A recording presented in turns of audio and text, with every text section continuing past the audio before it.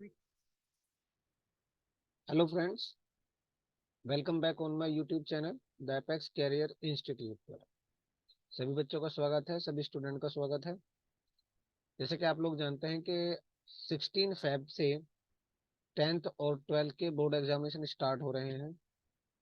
तो उसी के रेफरेंस में, उसी में बच्चों की हेल्प करने के लिए फ्री ऑफ कॉस्ट मैं ये एक मंथली सिलेबस, ठीक है ना, आज से स्टार्ट कर रहा हूँ। जिसमें क्लास 10th में साइंस के जितने भी चैप्टर्स हैं बुक के अंदर, उन सभी को एट ए ग्लैंस, ठीक है ना, इन वेरी शॉर्ट ड्यूरेशन हम लोग रिकॉल करेंगे और साथ ही उसके कुछ इंपॉर्टेंट क्वेश्चंस को करने की कोशिश करेंगे। इससे मैं समझता हूँ कि स्टूडेंट्स को हेल्प मिलेगी, अपने प्रिपरेशन को मजबूत करने में हेल्प मिलेगी, अपने आप को मजबूत करने में हेल्प मिलेगी, ठीक है, और वो आने वाले बोर्ड एग्जाम में बहुत अच्छा परफॉर्म कर पाएंगे। ठीक है। अगर ये पर डे में एक वीडियो इसमें बना करके डालूंगा और पर चैप्टर में हम लोग उसको कवर करेंगे, तो मैक्सिमम 15 से 20 डेज में, अगर एक आध दिन स्किप भी होता है तो मैक्सिमम 15 से 20 डेज में हम जो है इस सारे जो चैप्टर्स है हमारे साइंस के, हम उसको कवर कर सकते हैं। ठीक है।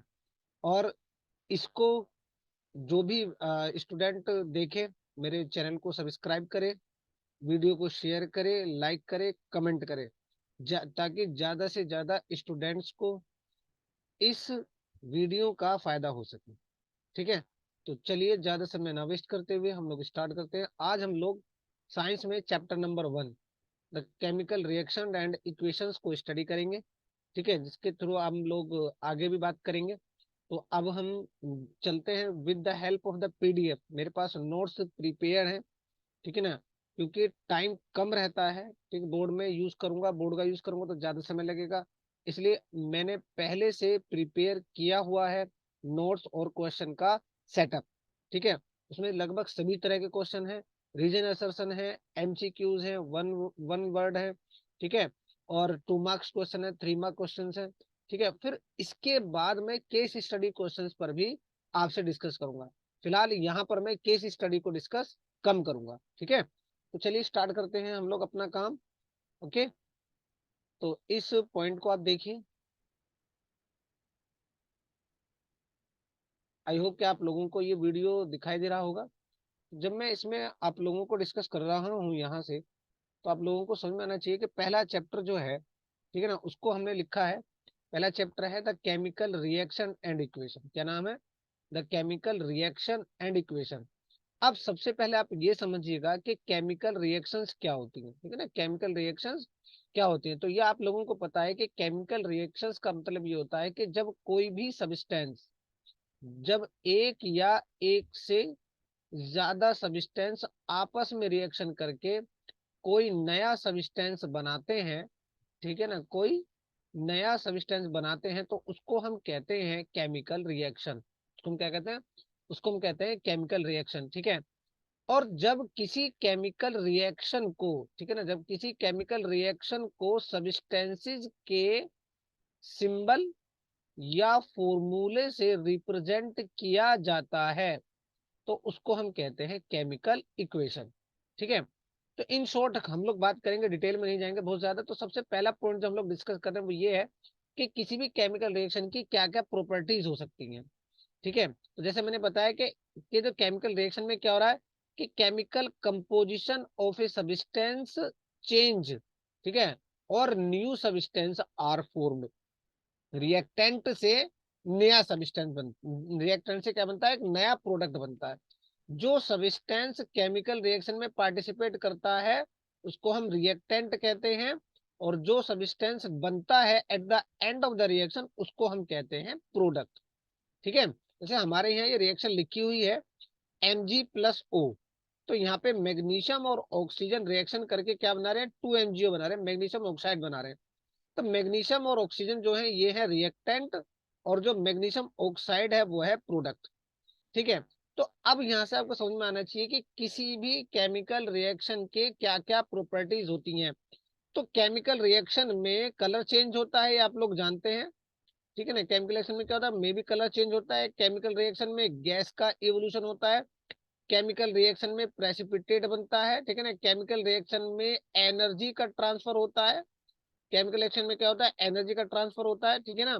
तो केमिकल एनर्जी में, केमिकल रिएक्शन में जो भी नया प्रोडक्ट बनता है, ठीक है ना, जो भी नया प्रोडक्ट बनता है उसके उसके टोटल केमिकल जो प्रॉपर्टीज या फिजिकल प्रॉपर्टीज होती हैं वो रिएक्टेंट से अलग होती हैं। It is a chemical change, ठीक है। तो अब हम लोग सीधे सीधे जो बात करेंगे, अभी मैंने आपको बताया that what are the characteristics of a chemical reaction. अब हम लोग बात करेंगे कि केमिकल रिएक्शन कितने टाइप की होती है, आप लोग पढ़ चुके हैं। तो सबसे पहला जो रिएक्शन है वो है कॉम्बिनेशन रिएक्शन, कंबाइन करता है। जैसे आप जानते हैं कि मैथ में आप लोग पढ़ते हैं कि हमारे पास एक से ज्यादा जो नंबर्स होते हैं उनको हम ऐड करते हैं। जैसे हमारे पास हो गया 1 + 2 + 1, कितने ऐड करते चले जाइए। और हम ये कितना है, 3, ठीक है ना, 3 जो नंबर्स है इनको ऐड करने के बाद में जो हमारा आंसर आएगा वो केवल एक आएगा, 4। तो यहाँ पे इन तीनों नंबर्स को ऐड करने के बाद क्या बना, 4 बना, तो कंबाइन हो गया।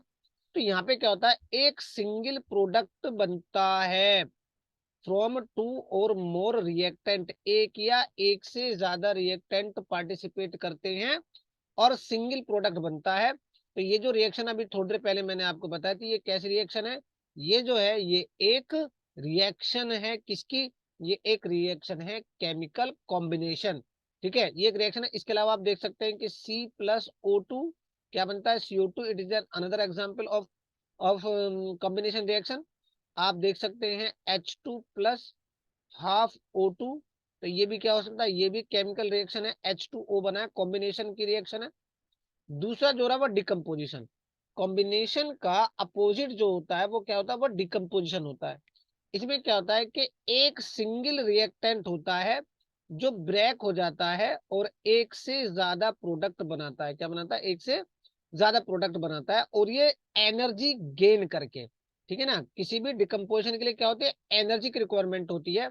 तो कौन सी एनर्जी यूज कर रहा है उसके बेसिस पर, थर्मल एनर्जी, ठीक है। अगर हम हीट प्रोवाइड करा रहे हैं तो वो होगा thermal energy, thermal decomposition.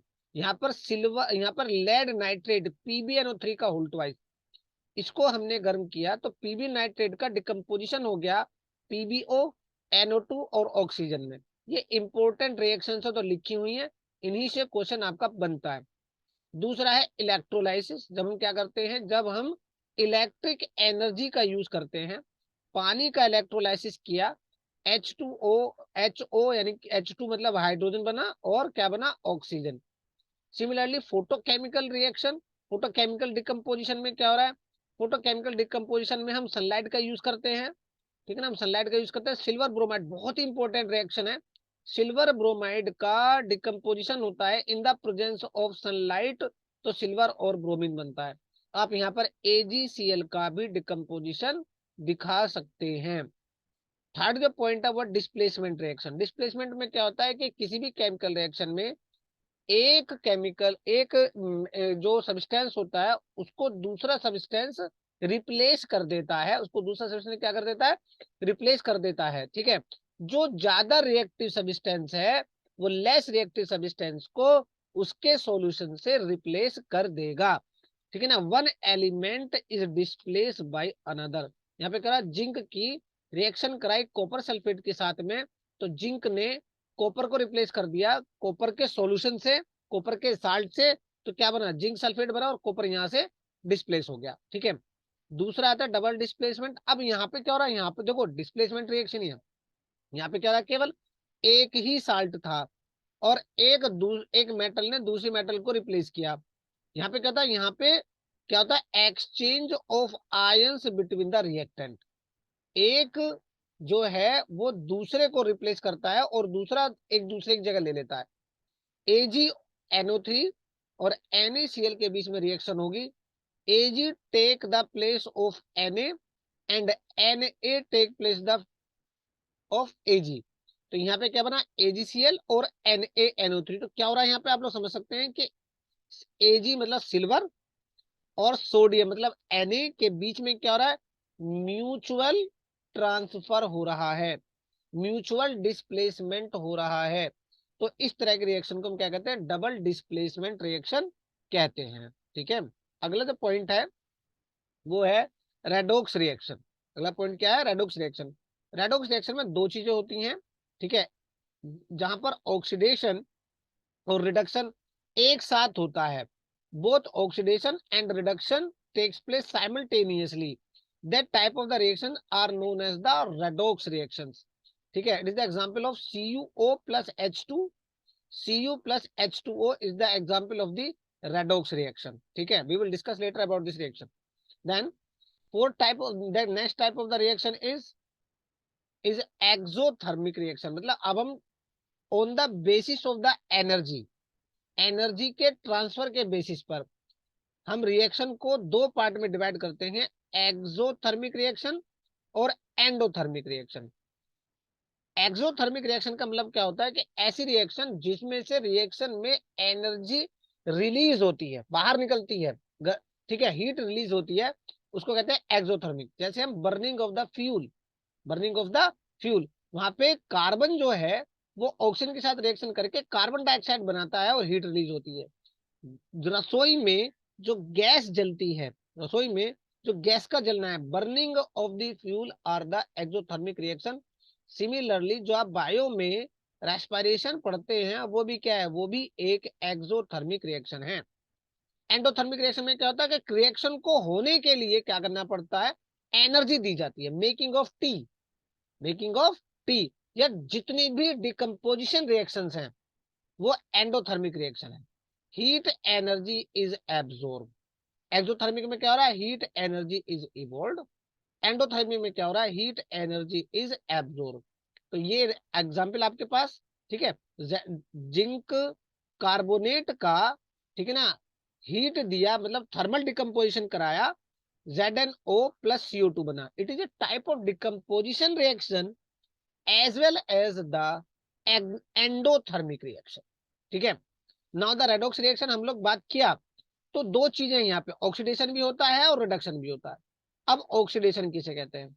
Oxidation का मतलब क्या होता है? दो पॉइंट पर हम लोग पढ़ते हैं, या तो ऑक्सीजन का एडिशन हो, गेन ऑफ ऑक्सीजन, या हाइड्रोजन का लॉस होता है। ऐसी रिएक्शन जिसमें किसी सब्सटेंस से या तो ऑक्सीजन ऐड हो रही है या हाइड्रोजन रिमूव हो रही है, उस रिएक्शन को हम क्या कहते हैं? उस रिएक्शन को हम कहते हैं ऑक्सीडेशन रिएक्शन। ठीक है ना। अब यहां पर दूसरा है रिडक्शन। दूसरा क्या है? रिडक्शन में अब ये ऑक्सीडेशन का जस्ट अपोजिट है। यहाँ पर लॉस ऑफ ऑक्सीजन, यानी कि ऑक्सीजन रिमूव हो रही है, ठीक है, and gain of hydrogen, hydrogen add हो रही है। ठीक है, जैसे यहाँ पे आप देखें जिंक ऑक्साइड, ठीक है, की रिएक्शन हुई कार्बन के साथ में। ठीक है, तो यहाँ पे क्या बना? जिंक ऑक्साइड से बना जिंक, यानी कि जिंक से ऑक्सीजन रिमूव हो गया। ZnO से क्या बना? Zn बना। तो यहाँ पे ऑक्सीजन क्या क्या हो गया? रिमूवल। ठीक है ना, ऑक्सीजन का क्या हो गया? रिमूवल। तो ये जो है ये रिएक्शन है रिडक्शन। ठीक है, तो जिंक ऑक्साइड जिंक में रेड्यूस हो गया, कार्बन के साथ में ऑक्सीजन ऐड हुआ तो क्या बना? कार्बन मोनोऑक्साइड बनी। तो यहाँ पे क्या होगा? कार्बन का ऑक्सीडेशन होता है। तो जहां पर ऑक्सीडेशन और रिडक्शन एक साथ होते हैं उनको हम रेडॉक्स रिएक्शन कहते हैं। ठीक है, अब इसके अलावा क्या होता है कि रेडॉक्स रिएक्शन का हमारी डेली लाइफ में क्या फर्क पड़ता है? तो दो रिएक्शन आपके पास आती है, एक होता है कोरिजन और एक होता है रेंसिडिटी। कोरिजन में क्या होता है? Undesirable change that occurs in metal when they attack by moisture, air, acid और बेसिस। मतलब ये होता है कि जब हम किसी भी मेटल को खुले में रख देते हैं एयर और मॉइस्चर के साथ रिएक्शन करके, ठीक है, तो क्या होता है? वो मेटल धीरे धीरे खत्म हो जाती है। मेटल का धीरे धीरे क्या होता है? डिकम्पोजिशन हो जाता है, मेटल डिग्रेड होने लगती है। ठीक है, एग्जाम्पल क्या हमारे पास? Rusting of iron. Rusting of iron, ठीक है, तो जैसे ये हो रहा है कि यहाँ पर आयरन के साथ ऑक्सीजन ऐड हो गया, साथ में वाटर के मोलिक्यूल ऐड हो गए। ठीक है, तो rusting of iron, corrosion of copper, corrosion of silver, corrosion of aluminium. Aluminium में एल्यूमिनियम ऑक्साइड बना, ठीक है, और सिल्वर में सिल्वर सल्फाइड बना, कॉपर में कॉपर कार्बोनेट बना, ठीक है, और ये CuO ये बेसिक कॉपर कार्बोनेट बना, यानी कि ये बेस की मदद से, ये वाटर की मदद से, ठीक है, और ये किसी एसिड की वजह से ये ऑक्सीजन की वजह से, ठीक है ना। तो ये क्या है, ये है कोरिजन। अब कोरिजन को हम रोक कैसे सकते हैं? कोरिजन को रोक सकते हैं हम पेंटिंग करके, ठीक है, by galvanisation, by the galvanisation. Less reactive metal, high reactive metal पर लेस रिएक्टिव मेटल की क्या चढ़ा के, लेयर चढ़ा करके, ठीक है, ग्रीस लगा करके हम कोरिजन को रोक सकते हैं। एक लेयर बना दी जाए तो सबसे बड़ा एग्जांपल क्या है, पेंट।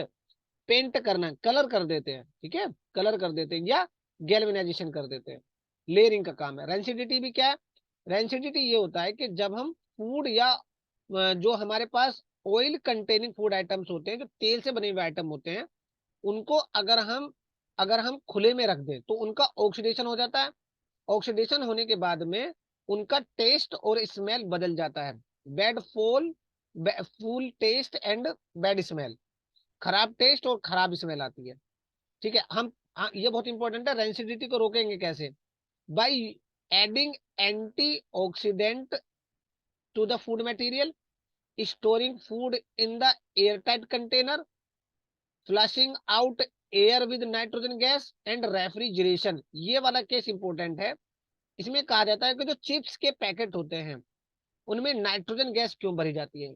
क्योंकि नाइट्रोजन गैस एक अनरिएक्टिव गैस है, very very less reactive gas है, and it can prevent the oxidation of the food stuff, ठीक है ना। एयर टाइट कंटेनर्स में रखे जाते हैं। जेल, जो जैम वगैरह होते हैं या फ्रूट जूसेस होते हैं, वो एयर टाइट कंटेनर में जाते हैं। ऑक्सीजन एंट्री नहीं कर पाती है, ऑक्सीजन क्या नहीं कर पाती है, एंट्री नहीं कर पाती है, और जो रेंसिडिटी है वो होने से बच जाती है, ठीक है। सिमिलरली हम लोग क्या करते हैं, सिमिलरली हम लोग करते हैं कि यहाँ से, ठीक है, यहाँ से जो है हम लोग जो हमारे फूड आइटम्स होते हैं उनको, जैसे हमारे पास मिल्क है, ठीक है ना, मिल्क का, दूध का जो फटना होता है ना, वो भी एक रेंसिडिटी का कारण होता है। तो दूध को उबाल ले अगर हम 75 डिग्री सेल्सियस पर उबाल कर उसको ठंडा करें, ठीक है, इसको कहते हैं, इस प्रोसेस को कहते हैं पास्चुराइजेशन। इस प्रोसेस को क्या कहते हैं, इस प्रोसेस को कहते हैं पास्चुराइजेशन, ठीक है बेटा, इसका यूज करते हैं। हमारे पास ये माइंड मैप है, ठीक है ना, ये माइंड मैप यहाँ पे ड्रॉ किया गया है, तो इसको आप समझेंगे। तो यहाँ पे type of the chemical reaction, ठीक है ना, जैसे हमने बताया डबल डिस्प्लेसमेंट रिएक्शन, ऑक्सीडेशन में रेडॉक्स रिएक्शन, इसका एग्जांपल दे रखा है। रिडक्शन भी हो रहा है, इसका एग्जांपल दे रखा है, ठीक है। उसके बाद ये कॉम्बिनेशन रिएक्शन है। उसके बाद ये डिस्प्लेसमेंट रिएक्शन का एग्जांपल है। उसके बाद ये डिकम्पोजिशन में तीन तरह के आ गए, ये थर्मल डिकम्पोजिशन, ये इलेक्ट्रोलाइसिस और ये फोटोकेमिकल रिएक्शन। आज के लिए मैंने आप लोगों को एट ए ग्लेंस केमिकल रिएक्शन वाला जो चैप्टर है वो एक्सप्लेन किया है। कल के पार्ट में, जो मैं कल पार्ट डालूंगा, इसमें मैं इसके क्वेश्चंस को एक्सप्लेन करूंगा, कुछ क्वेश्चंस पर बात करेंगे, ठीक है। और इसको आप रिवाइज करेंगे तो ये आपको काफी मदद करेगा। उम्मीद करूंगा कि ये वीडियो आपको पसंद आएगी। पसंद आई है तो मेरे चैनल को लाइक कीजिएगा, ठीक है, इसको आप लाइक कीजिएगा, ठीक है, शेयर कीजिएगा, चैनल को सब्सक्राइब करें जिससे ज्यादा से ज्यादा लोगों तक ये चीजें पहुंच पाए, ठीक है। और बेल वाला जो साथ में आइकॉन, बेल आइकॉन दिया हुआ, उसको भी दबा दे जिससे आने वाले वीडियोस का नोटिफिकेशन आपको टाइम पर मिलते रहे, ठीक है। तो आज के लिए हम लोग इतना करेंगे, ठीक है ना, आज के लिए हम लोग इतना करेंगे। और आपको जो भी फर्दर इंफॉर्मेशन चाहिए होती है आप कमेंट बॉक्स में डालना, ठीक है। तो मैं उनमें से आगे से उन चीजों को दूर करने की कोशिश करूंगा। Okay, thank you to all, नमस्कार, ठीक है, टेक केयर, गुड बाय।